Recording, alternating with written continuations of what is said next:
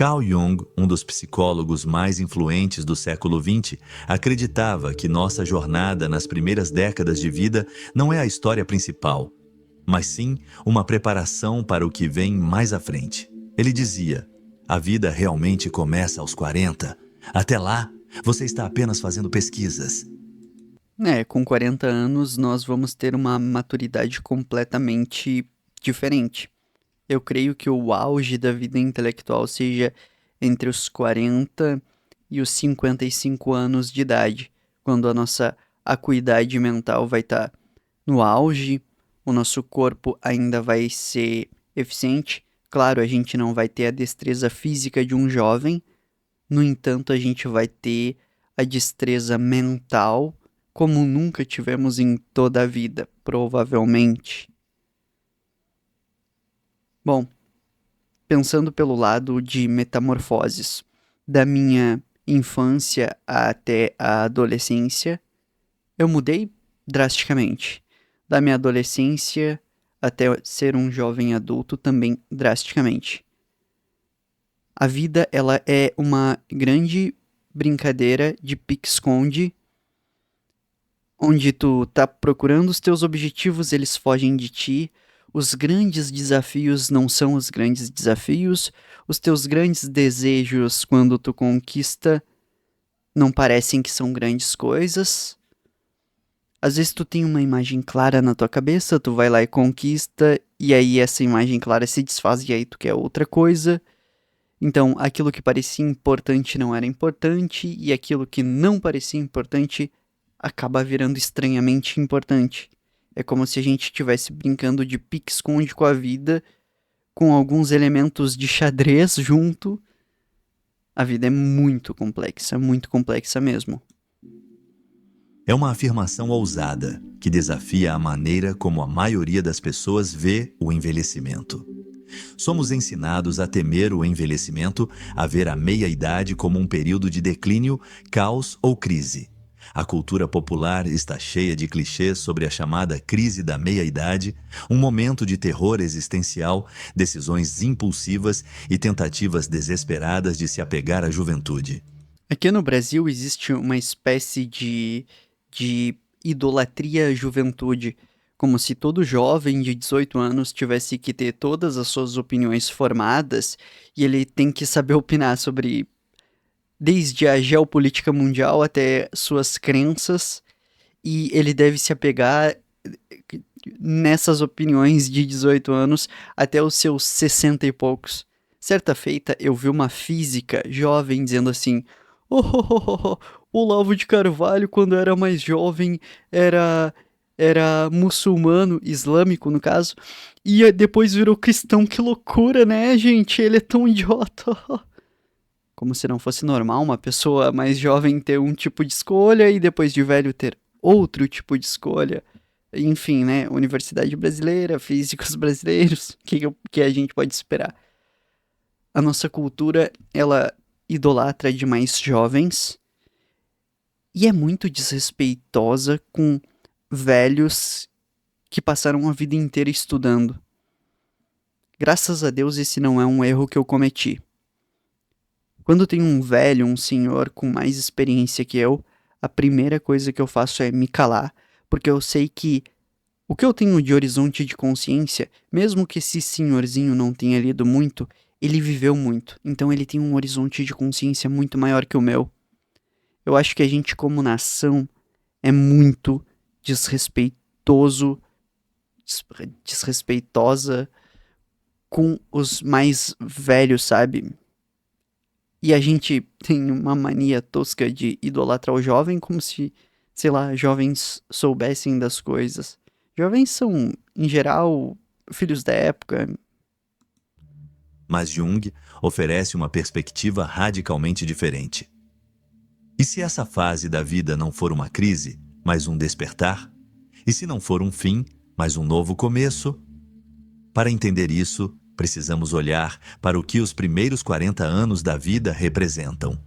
Pense nessas décadas como uma fase de exploração, um período em que reunimos experiências, construímos identidades e aprendemos como o mundo funciona. É um tempo de crescimento rápido, onde absorvemos ideias e valores das pessoas e da cultura ao nosso redor. Mas também é um período de busca. Quem sou eu? O que devo fazer com minha vida? O que vai me fazer feliz? Essas perguntas nos impulsionam na juventude, mas as respostas que encontramos muitas vezes parecem incompletas. Nesses primeiros anos, estamos tentando entender a vida, enquanto ainda tentamos descobrir quem realmente somos. Construímos carreiras, relacionamentos e famílias, mas muitas vezes com foco no sucesso externo e na aprovação social. Estamos aprendendo, lutando e às vezes falhando, e tudo isso nos molda. No entanto, como Jung sugere em Os Arquétipos e o Inconsciente Coletivo, tudo isso é preparação, é pesquisa, é lançar as bases para algo mais profundo. Na história humana, raramente a gente tem um grande filósofo, um grande líder político jovem. Por exemplo, contemporaneamente, o maior líder político jovem que existe deve ser o Bukele. E o Bukele chegou à presidência com 39 anos de idade. Se eu não me engano, a média dos CEOs é de 55 anos, a média dos presidentes também por aí. Até os 40, 50 anos é quase impossível tu ter um horizonte de consciência que permita que tu realize grandes coisas. Meio que tu não sabe onde começa e onde terminam as coisas.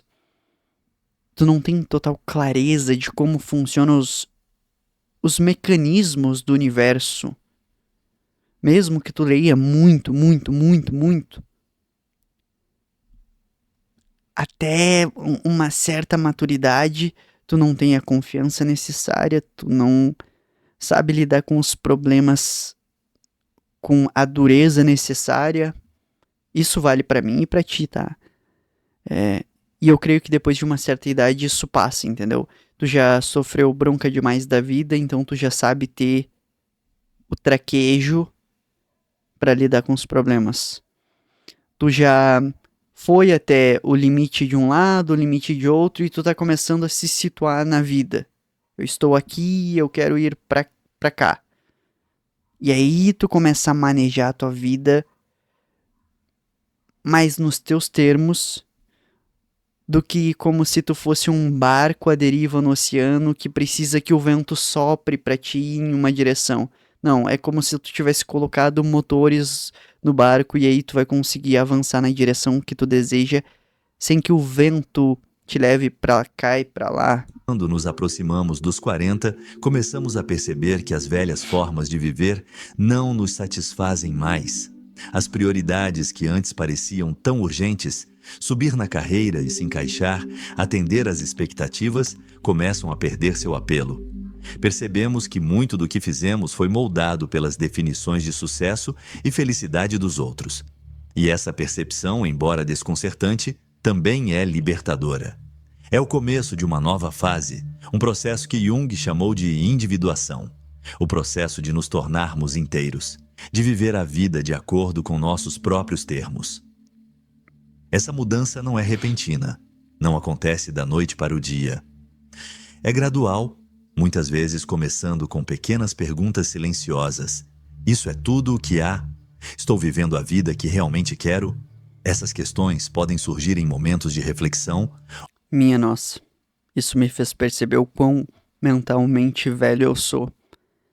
Eu tenho basicamente os questionamentos de um jovem de 40 anos. Um marco na carreira, um aniversário significativo ou até mesmo uma noite tranquila sozinho. Mas uma vez que aparecem, elas não desaparecem. Elas ficam mais fortes, exigindo respostas, e essas respostas exigem que enfrentemos a nós mesmos de maneiras que nunca fizemos antes. O mundo pode ver isso como uma crise de meia-idade.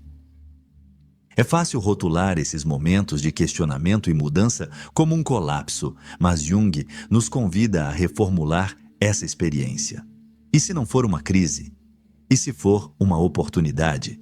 E se essa fase da vida, com todos os seus desafios, dúvidas e mudanças for exatamente o que precisamos para nos tornarmos a pessoa que sempre deveríamos ser? Em Memórias, Sonhos, Reflexões, Jung faz uma observação dizendo que a meia-idade não é o começo do fim. Ela é o início de algo muito mais real, significativo e autêntico. É quando tu perde as ilusões da sociedade, quando tu entende que tu não é heróico o suficiente para mudar o mundo, que as tuas pequenas ações podem fazer um impacto real muito mais duradouro e inteligente em pessoas que tu conhece do que a imagem de que tu vai ser um grande político, um grande empresário, um grande inventor. Sabe, tipo assim, quando tu começa a comparar o mundo real e as coisas que tu pode, as potencialidades que tu tem de fato, com as ilusões que tu tem, ilusões narcisistas que tu tem. Creio eu que aos 40 e poucos as pessoas já perderam a ideia dos sonhos da época. Sabe, a gente vive em um espírito da época. Quando tu chega aos 40 e poucos, tu já não vai ser o cara bobinho, eu quero andar de Ferrari. Se tu tem esposa e filhos, tu percebe que aquilo ali é a substância da vida. Se tu não construiu uma grande carreira até então, tu percebe, opa, o apoio emocional que eu posso dar para as pessoas, bater no ombro das pessoas e dizer, tô aqui contigo. Isso é muito mais importante do que a ilusão de se tornar alguém grande dentro das tuas potencialidades. É como se quanto mais velho a gente fosse, mais as ilusões vão caindo. A gente vai aceitando. Eu sou assim, tenho esta e esta competência, não tenho essa, não tenho vontade de desenvolver essa.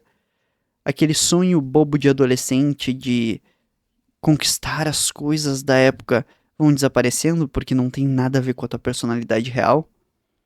Esses dias eu fui xingado quando eu disse que achava bobagem querer ter 1 milhão e dirigir Ferrari. Cara, esperem, só esperem. Vocês vão chegar aos 30, 40 e poucos. Alguns de vocês até vão conquistar a Ferrari e o 1 milhão. E vocês vão olhar e dizer, que? Era isso? Que bobagem, mano. Eu corri atrás de vento. É só esperar que o tempo vai me inocentar. Para compreender totalmente a perspectiva de Jung, é útil considerar como vemos a primeira metade da vida. Durante essa fase, estamos focados em construir o que ele chamou de persona, a identidade externa que apresentamos ao mundo. Essa persona é influenciada pela nossa criação, cultura e expectativas sociais. É a versão de nós mesmos que busca aprovação, se encaixa e tem sucesso aos olhos dos outros. É uma fase necessária sem a qual não aprenderíamos como navegar pela sociedade ou estabelecer as bases da vida adulta. Mas a persona não é o eu completo. É uma máscara, um papel que desempenhamos. E embora tenha sua utilidade, é apenas uma parte do que somos. A gente deve se fazer a seguinte questão: quanto por cento do que eu tô desempenhando na minha vida é realmente eu e quanto por cento é as expectativas dos outros, os desejos dos outros? Quanto por cento do que a gente não é só uma frasezinha do outro? Você tem que ser egoísta. Você tem que ser empático. Você tem que ir pra universidade. Não, eu quero saber de ti. Tu, no fundo do teu ser, quem tu é? O que tu almeja de verdade? A persona, isso que tu projeta pro mundo, eu sou de tal e tal forma, eu faço isso e aquilo. Isso é uma máscara para te proteger da vergonha alheia, para te proteger dos predadores sociais, para te proteger das manipulações, para te proteger dos perigos da vida. Até que é uma máscara útil, mas esse aí não é tu de verdade. O cara todo encrenqueiro é uma máscara. Tu acha que alguém normal vai ser encrenqueiro? Não, ele tá com medo da vida, por isso se tornou encrenqueiro. A pessoa que tenta seduzir todo mundo, nossa, essa pessoa tá morrendo de medo. Talvez de ou viver um amor real ou ser rejeitado. A máscara é útil, sim, socialmente. Mas não é quem tu é. Quem tu é abrange e transcende em muito a tua máscara social. O problema surge quando nos tornamos excessivamente apegados a ela, confundindo-a com nosso verdadeiro eu. Quando chegamos à meia-idade, as fissuras na persona começam a aparecer. Os papéis que desempenhamos, o profissional bem-sucedido, o pai dedicado, o parceiro fiel, começam a parecer restritivos. Começamos a perceber que há mais em nós do que a imagem que estamos projetando, e é aqui que começa o verdadeiro trabalho. Jung chamou esse processo de ir além da persona de individuação. A individuação é sobre integrar todas as partes de nós mesmos, não apenas as socialmente aceitáveis, mas também os aspectos sombrios e ocultos que ignoramos ou reprimimos. A sombra, como Jung a descreveu em O Homem e seus Símbolos, contém tudo o que rejeitamos sobre nós mesmos, nossos medos, inseguranças e desejos não realizados. Enfrentar a sombra pode ser desconfortável, até doloroso, mas é essencial para o crescimento. Somente ao reconhecer e aceitar essas partes de nós mesmos, podemos nos tornar inteiros. Na meia-idade, o processo de individuação ganha uma nova urgência. As questões que enfrentamos não se referem mais às conquistas externas, mas ao preenchimento interno. O que realmente importa para mim? O que quero deixar para trás? No final das contas, a gente tem que lidar com um monstro interior. O mais bom e belo dos homens, a mais feminina e graciosa das mulheres, possuem algo interno de ruim. Um desejo secreto, uma vontade estapafúrdia, um medo, uma necessidade. Todos nós temos algo bizarro por dentro. Alguns rejeitam e dizem, não, este não sou eu. Não, eu não sou capaz de enfrentar meus inimigos e obliterá-los. Não, eu não sou capaz de amar aos outros. Não, eu não sou capaz de X, Y, Z. Ou eu sou muito capaz de algo que eu não sou capaz.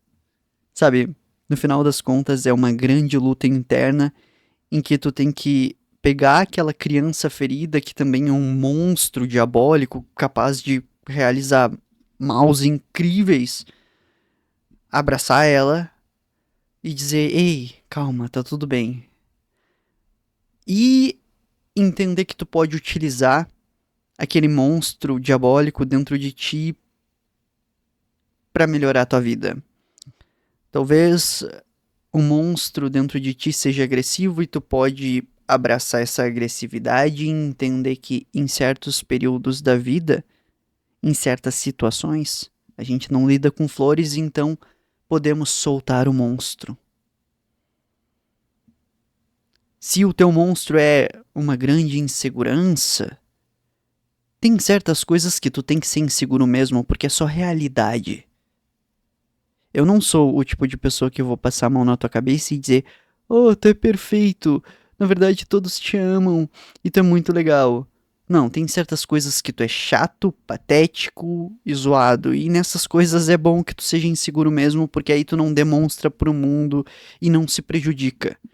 O mundo não precisa saber das coisas que tu é chato e patético, então seja inseguro enquanto a isso, se esse for teu monstro, entendeu?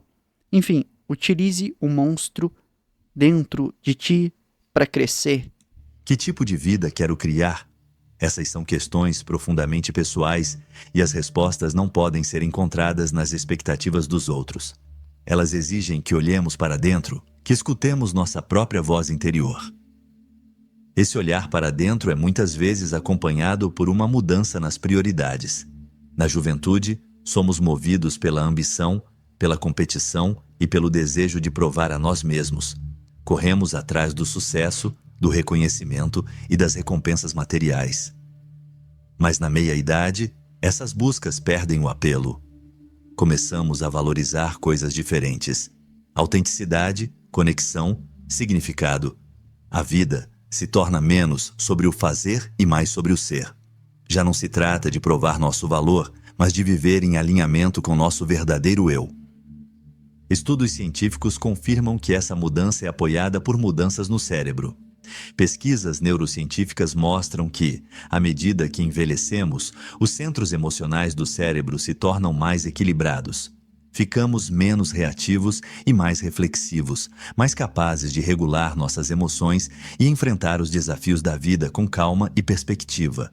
Essa maturidade emocional nos permite tomar decisões com base em nossos valores e não em nossos medos. Paramos de viver no piloto automático e começamos a viver com intenção. Isso não significa que a meia-idade seja isenta de desafios. Pelo contrário, pode ser um momento de grande turbulência. O processo de questionamento e redefinição de nós mesmos muitas vezes envolve abrir mão de antigas identidades, relacionamentos e objetivos. Isso pode parecer uma perda, e é fácil entender porque algumas pessoas o experimentam como uma crise. Mas, como destaca Brené Brown, o que chamamos de crise de meia-idade é frequentemente um desmantelamento. É um momento em que somos desafiados a abandonar quem achamos que deveríamos ser e a abraçar quem realmente somos. Esse desmantelamento pode ser bagunçado, pode envolver conversas difíceis, grandes mudanças na vida ou períodos de incerteza. Com certeza, né? Imagina, tu viveu a vida inteira tendo relacionamentos com certas pessoas, tu tem memórias e apegos com certas pessoas, e de repente isso para de fazer sentido pra ti. Não é como se tu pudesse simplesmente desfazer o passado, arrancar fora da mente todas as lembranças. É difícil tirar alguém da tua vida. O mesmo vale para negócios. Tu passou a vida inteira correndo atrás de grana e de repente tu olha pra grana e opa, isso não faz tanto sentido assim pra mim agora. Cara, todas as noites que tu passou se esforçando ali pra ter grana, tudo isso vem pra tua cabeça na hora. Então tu ficar apegado àquela imagem mental, àquelas lembranças, e é difícil se desfazer disso tudo.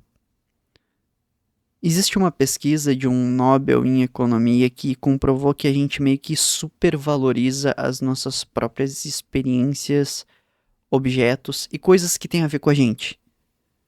Se eu tentar te vender uma lapiseira minha, tu vai dizer assim, ó, eu compro essa lapiseira por R$ 3.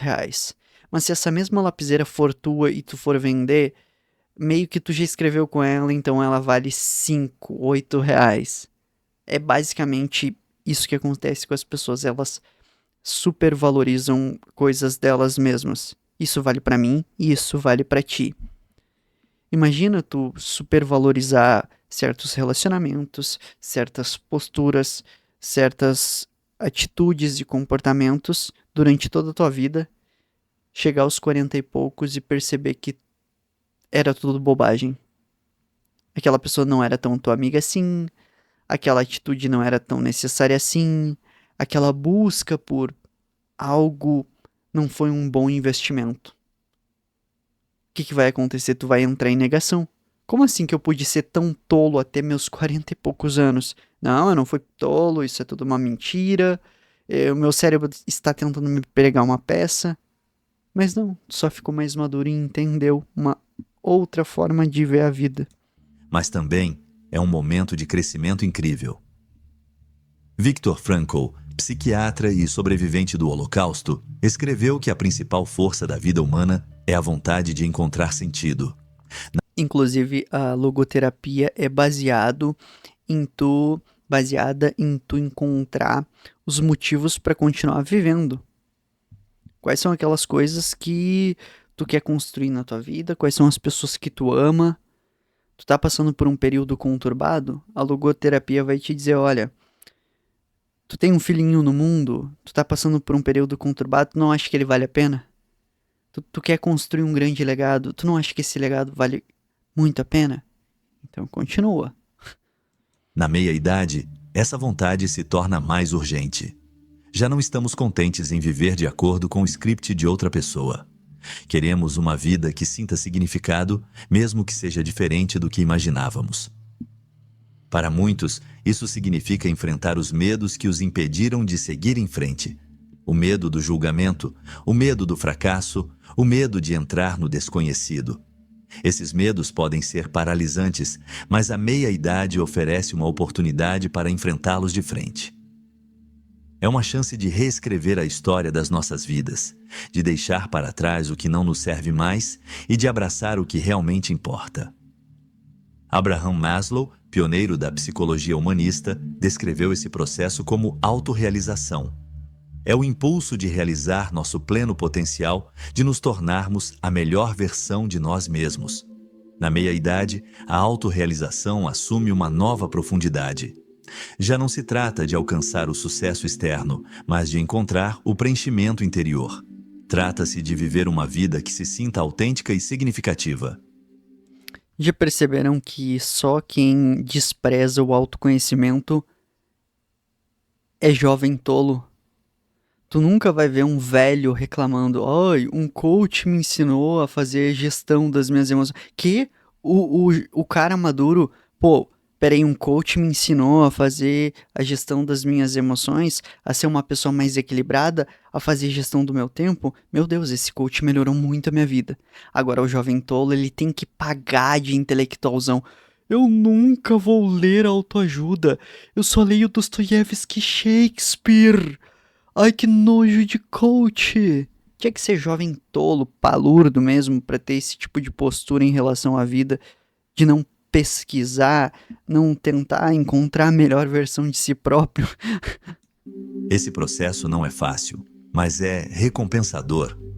Estudos mostram que pessoas na faixa dos 40, 50 anos e além frequentemente relatam níveis mais altos de satisfação com a vida do que as pessoas na casa dos 20 e 30. Elas se sentem mais conectadas a si mesmas e aos outros, estão menos preocupadas com o que os outros pensam e mais focadas no que lhes traz alegria e propósito. Esse é o presente da meia-idade, a liberdade de viver nos nossos próprios termos. Jung acreditava que essa liberdade vem de abraçar toda a complexidade de quem somos. É sobre integrar a luz e a escuridão, os sucessos e as falhas, os sonhos e as decepções. É sobre nos aceitarmos completamente, até mesmo as partes que achamos difíceis de enfrentar.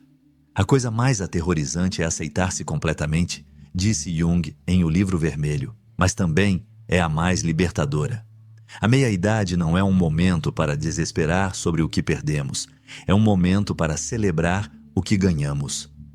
Sabedoria, clareza, resiliência.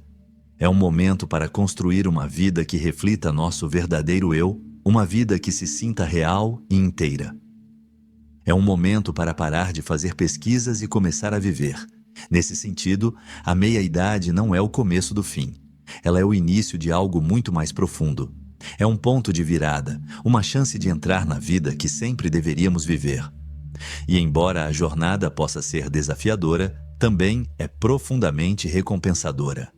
A vida realmente começa aos 40, não porque tenhamos todas as respostas, mas porque finalmente começamos a fazer as perguntas certas. Bom, pessoal, como um bom jovem de 20 e poucos que tem uma cabeça de 40 e poucos, eu posso oferecer ajuda para quem tem um pouquinho mais de maturidade. Bom, quem tiver interesse em conhecer o Rugir do Leão, clica no primeiro link da descrição.